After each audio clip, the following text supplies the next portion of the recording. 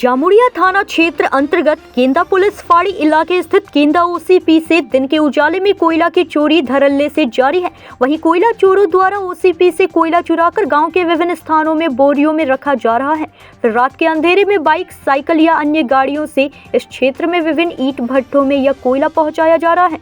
रानीगंज के रोनाई, धंडाडी, बीरभूम, बांकुड़ा के विभिन्न इलाकों में यह कोयला पहुँचाया जा रहा है। जामुड़िया पुलिस थाना क्षेत्र अंतर्गत केंदा फाड़ी गांव से कुछ दूरी पर स्थित है। प्रशासन की आंखों में धूल झोंककर बाइक और गाड़ी के माध्यम से रात के अंधेरे में राष्ट्रीय राजमार्ग पर कोयले की तस्करी की जा रही है।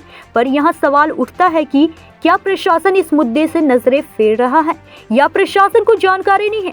गुप्त स्रोत से खबर पाकर लगभग 1 महीने पहले ईसीएल के सुरक्षा कर्मियों ने केंदा गांव के भगवती मंदिर क्षेत्र में दबिश डाली थी, लेकिन तस्करों ने निकटवर्ती भगवती मंदिर में छुपाकर रखी गई कोयले की बोरियों को हटा दिया। जब ईसीएल के सुरक्षा कर्मियों द्वारा कोयले के बारे में सवाल किया गया तो उन्हें बताया गया कि यह शादी के आयोजन के लिए रखा गया है। यहाँ सवाल यह उठता है कि एक शादी के आयोजन के लिए इतने कोयले की आवश्यकता पड़ती है। इस घटना को लेकर इलाके में राजनीति में उबाल आ गया है। इस बारे में भाजपा के नेता ने कहा कि जो कोयले की तस्करी की जा रही है उसमें पुलिस प्रशासन का प्रत्यक्ष सहयोग है और इसमें टीएमसी के नेताओं की भी मिलीभगत है, क्योंकि बिना सत्ता पक्ष की मदद के इस तरह की तस्करी नहीं हो सकती। उन्होंने आरोप लगाया कि पुलिस प्रशासन और सत्ता पक्ष के नेताओं के प्रत्यक्ष सहयोग से कोयले की तस्करी हो रही है।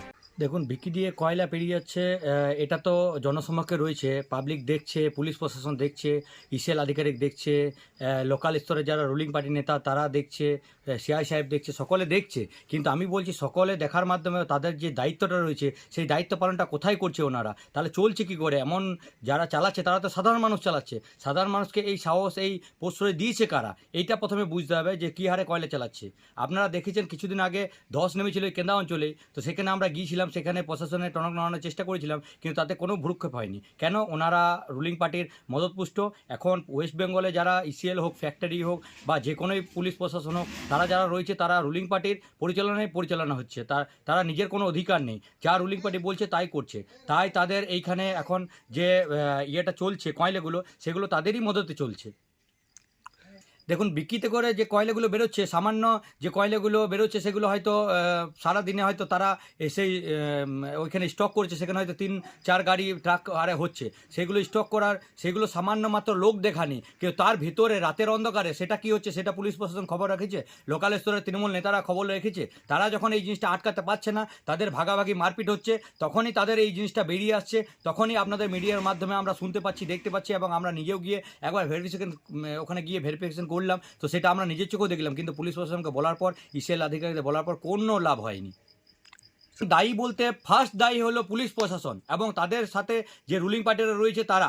রুলিং পার্টির মদতপুষ্ট ছাড়া এই সকল 2 নম্বরই বেআইনি চলতে পারে না, এবং 2 নম্বরই চলছে যখন, সেটা দেখার পরে যখন বন্ধ করছে না, তখন পুলিশ প্রশাসন আর রুলিং যারা রয়েছে পার্টির নেতৃত্ব, তারা দুপক্ষই সমান দায়ী। পদক্ষেপ নেওয়া হয়েছে। আমরা যখন ওখানে ধস নেমেছিল, তখন লোক মারা গিয়েছিল, তখন আমরা গিয়েছিলাম ইসিএলকে, আমরা বলেছি, সব করেছি, তারপরও কোনো ইয়ে হয়নি। আমরা পুলিশ প্রশাসনকেও জানিয়েছি, তারপরও কোনো লাভ হয়নি। এবারে জানি না কোথায় গেলে আমরা পাবো। তো আমরা বলতে চাই যে এই যে দুর্নীতি, এই দুর্নীতি একমাত্র মানুষই বন্ধ করতে পারে।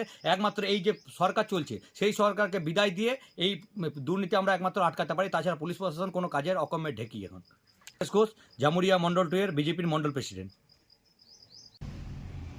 বহুবার প্রশাসনকে বলা হয়েছে, ইসিএল আধিকারিকদের বলা হয়েছে, সিআইএসএফকে বলা হয়েছে। সিআইএসএফ আর ইসিএল আধিকারিক বা সিকিউরিটি ইনচার্জ যারা আছে ইসিএলের, তারা প্যাক্ট। অতএব আপনাদের মাধ্যমে আমি জানাতে চাই যে যদি এখানে তৃণমূলের কোনো নেতা, যেহেতু আমি তৃণমূল অঞ্চল সভাপতি, তৃণমূলের কোনো নেতা যদি হাত থেকে থাকে, কেউ যেন রেয়াত না পায়। পাবলিকের সুরক্ষা আগে দরকার। এরা দিন নাই রাত নাই মেন রোডের উপরে ব্যাপক হারে বিক্রিতে করে কয়লা চালাচ্ছে। যত তাড়াতাড়ি পারে টিপ নিয়ে আসতে হবে, টিপ নিয়ে এসে স্টোর করতে হবে।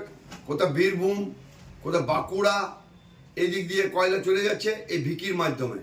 আমি দায়িত্ব নিয়ে পরে বলতে পারি, তৃণমূলের কোনো নেতা বা কর্মী যদি এতে জড়িত থাকে, প্রশাসন, দল, উচ্চ নেতৃত্ব যা পানিশমেন্ট দেবে তাতে আমাদের মাথায় শিরোধার্য থাকবে।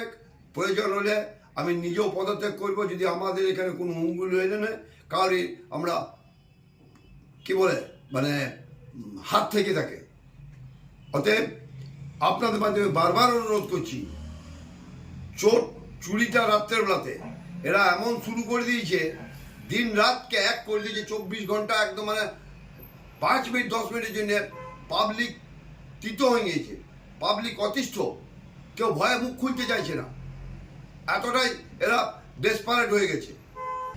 ম্যাক্সিমাম আমার মনে হয় এইগুলো যদি এক জায়গাতে স্টোর করা হয় তাহলে ডেলি 2 থেকে 3 ট্রলি ট্রাক কয়লা কোথাও স্টোর করে বেরিয়ে যাচ্ছে। মানে কার মদতে যাচ্ছে এটা বলতে পারবো না, এটা আমি জানিও না। তবে হ্যাঁ, সিআইএসএফ এখানে জড়িত আছে, ইসিএল আধিকারিক এবং সিকিউরিটি ইনচার্জ যারা আছে, ইসিএল এর আধিকারিক, ইসিএল এর যারা সিকিউরিটি ইনচার্জ তারা নিশ্চয়ই জড়িত আছে।